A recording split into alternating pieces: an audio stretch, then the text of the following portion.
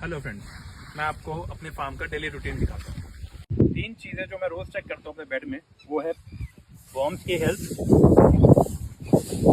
कितने वॉर्म्स हैं कि नहीं है।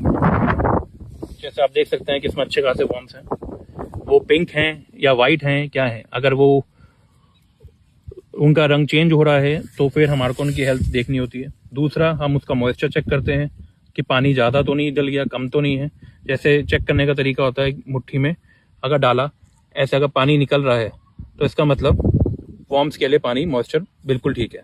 थर्ड, वो तो हाथ लगा के ही पता चल जाता है कि गोबर गर्म तो नहीं है या ज़्यादा ठंडा तो नहीं है।